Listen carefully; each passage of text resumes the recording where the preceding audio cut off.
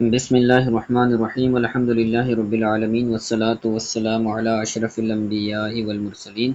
جی یہاں سے منکر کی ایک اور تعریف بیان فرما رہے ہیں، فرماتے ہیں وَكَذَلِكَ الْمُنْكَرُ لَمْ يَخُصُّوهُ بِالصُورَةِ الْمَذْكُورَةِ، اسی طرح منکر ہے کہ جس کو مذکورہ صورت کے ساتھ خاص نہیں کیا گیا، لم یخصوہ، ٹھیک ہے، تو خصہ یخص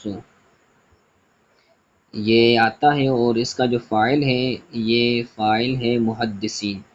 اسی طرح منکر اس کو مذکورہ صورت کے ساتھ خاص نہیں کیا گیا، یعنی جو ما قبل میں منکر کی تعریف بیان کی گئی ہے تو اس سے ہٹ کر بھی منکر کی مزید تعریف یہ بیان کی جاتی ہے۔ وَسَمَّوْا حَدِيثَ الْمَطْعُونِ بِفِسْقٍ او فرط غفلت وکثرت غلط منکرا، اسی طرح وہ جو فسق کے ساتھ مطعون یعنی جس پر طعن واقع ہو، اسی طرح فسق کے ساتھ یا فرط غفلت کے ساتھ یا کثرت غلط کے ساتھ جو مطعون راوی ہیں ان کی حدیث کو بھی منکر کا نام دیتے ہیں۔ سمو منکرن، منکرن یہ مفعول ثانی ہے۔ اسی طرح محدثین، سمو یہ اس کا جو فاعل ہے وہ محدثین ہے۔ اسی طرح محدثین جو راوی فسق کے ساتھ یا فرط غفلت اور کثرت غلط کے ساتھ مطعون ہے ان راویوں کی حدیث کو بھی منکر کا نام دیتے ہیں۔ ٹھیک ہو گیا۔ وَهَذِهِ اصطلاحات لا مشاحۃ فیہا، اور یہ اصطلاحات ہیں ان میں کوئی مذائقہ نہیں ہے۔ لا مشاحۃ کا مطلب ہے کوئی مذائقہ نہیں ہے، ان کا کوئی اعتبار نہیں ہے، ٹھیک ہے۔ تو اس تعریف کے اندر آپ یوں سمجھ لیں کہ جس حدیث کے راوی، جس روایت کے راوی ایسے ہوں کہ ان پر فسق کی تہمت لگائی گئی ہو، طعن لگایا گیا ہو، یا فرط غفلت کا مطلب ہے کہ اس کے اندر غفلت زیادہ ہو، غفلت کا زیادہ ہونا، یا وہ جو راوی ہے وہ کثیر طور پر غلطیاں کرتا ہو، تو اب اگر ایسا راوی ہے کسی روایت میں تو وہ روایت کیا کہلائے گی؟ منکر، اس میں مفعول کا صیغہ، ٹھیک ہے۔ تو یہ ایک مزید تعریف بیان کی گئی۔ آگے ہے معلل حدیث، آسان ہے۔ معلل اس میں مفعول کا صیغہ ہے اور وہ حدیث کے جس میں علت بیان کی گئی ہو، ٹھیک ہے۔ فرماتے ہیں والمعلل بفتح اللام، لام کے فتح کے ساتھ معلل، اسناد فیہ علل و اسباب غامضۃ خفیۃ قادحۃ فی الصحۃ۔ معلل وہ حدیث ہے جس کی اسناد میں علتیں ہوں۔ معلل اسناد فیہ، معلل وہ سندیں ہیں جس میں علتیں ہوں اور غیر واضح اسباب ہوں۔ غامضۃ کے نیچے لکھا ہوا ہے غیر واضحۃ، غیر واضح اسباب ہوں۔ خفیۃ پوشیدہ اسباب ہو، قادحۃ یعنی روکنے والی ہوں صحت کو۔ یہ سارے کے سارے جو غامضۃ، خفیۃ، قادحۃ، یہ اسباب اور علتوں دونوں کی طرف جو ہے وہ ان کی معنی بنے گی کہ وہ علتیں یا وہ جو اسباب ہیں وہ غیر واضح ہوں، پوشیدہ ہوں، صحت کو منع کرنے والے ہوں۔ ایسی حدیث، ایسی روایت جس کی سند میں علتیں اور اسباب ہوں، غیر واضح، خفیہ، منع کرنے والے صحت کو، تو کیا ہوگا؟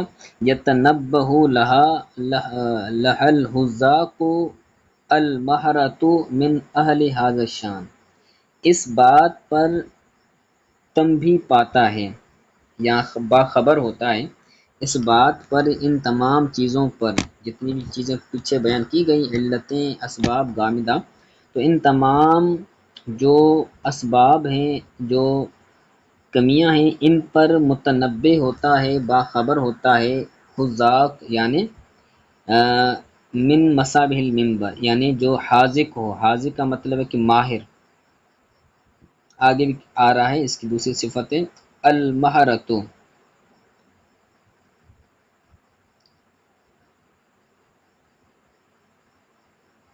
یعنی واضح، الحذاق المہرۃ یعنی واضح ماہر جو ہیں اس فن کے، اس شان کے، من اہل حاضر شان کا مطلب ہے اس یعنی فن کے جو ماہر ہیں، ان کے جو علماء ہیں وہ اس پر کیا ہوتے ہیں، متنبع ہوتے ہیں، باخبر ہوتے ہیں۔ کا ارسال فی الموصول، جیسے موصول حدیث میں ارسال کرنا۔ دو حدیثیں ہوتی ہیں، ایک حدیث وہ جس کے اندر ارسال کیا جائے تو اس کو مرسل کہا جاتا ہے، اور وہ حدیث جس کے اندر ارسال نہ کیا جائے جو غیر مرسل ہو، تو غیر مرسل روایت کو موصول کہا جاتا ہے۔ تو جیسے موصول حدیث میں ارسال کرنا یہ ایک ایسا سبب ہے کہ یہ حدیث کو معلل بنا دیتا ہے، اور وہ ارسال جو ہے یہ واضح نہ ہو، پوشیدہ ہو، کوئی راوی ایسا ہو کہ جو ارسال کر دیتا ہو اور کسی کو معلوم ہی نہ ہو، اور اس سے بندہ جو ہے وہ روایتیں لے لیں، تو جو ماہر بندہ ہوتا ہے، ماہر محدث ہوتا ہے، حاذق ماہر ہوتا ہے، تو وہ اس پر جو ہے وہ واقف ہوتا ہے۔ وَوَقْفٍ فِي الْمَرْفُوعِ، جیسے موصول میں ارسال کرنا اور مرفوع میں وقف کرنا۔ وقف سے مراد وہ حدیث کی تین قسمیں بنتی ہیں نا، مرفوع مقطوع اور موقوف۔ تو جیسے موصول میں ارسال کرنا اور مرفوع میں وقف کرنا، یعنی جو حدیث حضور تک ثابت ہے اس کو کسی صحابی تک موقوف بنا دینا، تو یہ بھی ایک کیا ہے، علت ہے، علت غامدہ ہے۔ ونحو ذالک، اور اسی کی مثال جتنی بھی چیزیں ہیں، جیسے ادراج کر لینا متن کے اندر یا سند کے اندر، تو یہ بھی علت ہے، ایسی حدیث بھی معلل ہو جائے گی۔ وقد تقصر، اور تحقیق قاصر ہوتا ہے، عبارت المعلل ان اقامت الحجت علی دعواہ، کبھی کبھار معلل کی عبارت اپنے دعویٰ پر حجت قائم کرنے سے قاصر ہوتی ہے۔ معلل سے مراد یہاں پر وہ بندہ نہیں کہ جس راوی کے اندر علت ہو وہ معلل ہے، نہیں، یہاں پر معلل سے مراد وہ شخص ہے جو ماہر حدیث ہے، ماہر فن علم حدیث ہے، تو اور علتوں کو وہ سندوں سے نکالتا ہے، احادیث سے نکالتا ہے، تو اس کو معلل کہا جاتا ہے۔ تو کبھی کبھار معلل کی عبارت بکسر اللام، اس کو یہ بیچ میں آیا تو اس کو ہم چھوڑ دیں گے، یعنی لام کے کسرہ کے ساتھ، کبھی کبھار معلل کی عبارت اپنی دعویٰ پر حجت قائم کرنے سے قاصر ہوتی ہے۔ فعل کا ترجمہ آخر میں، یعنی کوئی محدث ایسا ہوتا ہے اور ان کو معلوم ہوتا ہے کہ یہ بندہ علت کرنے والا ہے، یہ بندہ اس میں علت ہوتی ہے، اس میں خرابی ہوتی ہے، لیکن وہ جو معلل محدث ہوتا ہے اس کو کوئی ایویڈنس نہیں ہوتا، کوئی دلیل نہیں ہوتی کہ یہ راوی معلل ہے، یہ راوی جو ہے وہ علتیں بیان کرنے والا ہے، اس کے اندر کوئی جو ہے وہ خرابی ہے، ٹھیک ہے۔ تو ان کی جو دعویٰ ہوتی ہے بسا اوقات وہ جو معلل کی عبارت ہوتی ہے وہ اس پر دعویٰ قائم نہیں کر پاتی، وہ ایسے ہی بغیر دعویٰ کے، بغیر دلیل کے دعویٰ جو ہے وہ لکھ دیتے ہیں، فرما دیتے ہیں، ٹھیک ہے۔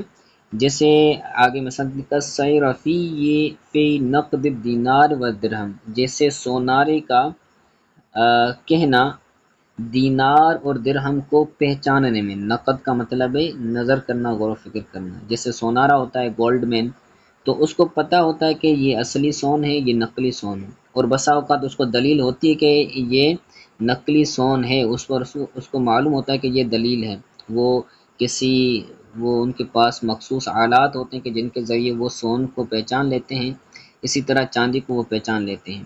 تو بسا اوقات ایسا بھی ہوتا ہے کہ ان کی طبیعت اور ان کا تجربہ ایسا ہوتا ہے کہ ان کو پتہ چل جاتا ہے کہ یہ نقلی سون ہے، لیکن ان کے پاس کوئی دلیل نہیں ہوتی، تو ایسا ہوتا ہے، بندہ ماہر ہوتا ہے لیکن دلیل نہ ہونے کے باوجود بھی ان کی بات جو ہے وہ معتبر ہوتی ہے۔ کسیرفی فی نقد دینار و درہم، جیسے سونارے کا کہنا دینار اور درہم کے پہچان میں، نقد کا مطلب پہچان کر لیں یا پھر غور و فکر کر لیں، ٹھیک ہو گیا۔ دینار یہ سونے کے جو سکے ہوتے ہیں ان کو دینار کہتے ہیں، اور درہم جو چاندی کے سکے ہوتے ہیں وہ ان کو درہم کہا جاتا ہے۔ ٹھیک ہے، تو یہ دو چیزیں تھیں، ایک منکر کی دوسری تعریف بیان کی کہ منکر وہ حدیث ہوتی ہے، منکر وہ روایت ہوتی ہے کہ جس روایت کے جو راوی ہیں ان پر کوئی طعن ہو، چاہے وہ فسق کا طعن ہو، فرط غفلت زیادہ کرنے کا طعن ہو، یا زیادہ غلطیاں کرنے کا طعن ہو، تو ایسی روایت جس کے راوی ایسے ہوں تو اس روایت کو بھی کیا کہا جاتا ہے؟ منکر کہا جاتا ہے۔ ٹھیک ہو گیا۔ اس کے بعد معلل بیان کیا۔ معلل وہ اسانید ہوتی ہیں، معلل وہ اسانید ہوتی ہیں جس میں علتیں اور اسباب پوشیدہ، غیر واضح اور صحت کو منع کرنے والے اسباب ہوتے ہیں۔ ٹھیک ہے، یہ میں ترجمہ کر رہا ہوں۔ اس پر متنبع ہوتے یعنی معلل حدیث پر متنبع ہوتے ہیں حذاق ماہر مہارتو، یعنی واضح ماہر، اس فن والے ماہر جو محدثین ہیں وہ اس پر کیا ہوتے ہیں؟ متنبع ہوتے ہیں، باخبر ہوتے ہیں۔ جیسے موصول میں ارسال کرنا اور مرفوع میں موقوف بنانا، مرفوع کو موقوف بنا دینا، ونحو ذالک، اور اس کے علاوہ کبھی کبھار معلل کی عبارت اپنی دعویٰ پر حجت قائم کرنے سے قاصر ہوتی ہے، عاجز ہوتی ہے۔ جیسے سونارے کی عبارت دینار اور درہم کی پہچان میں، دینار اور درہم کی معرفت میں کیا ہوتی ہے؟ قاصر ہوتی ہے۔ ٹھیک ہو گیا، چلیں یہ یاد کیجیے گا، کوئی بات سمجھ نہ آئی تو پوچھیے گا۔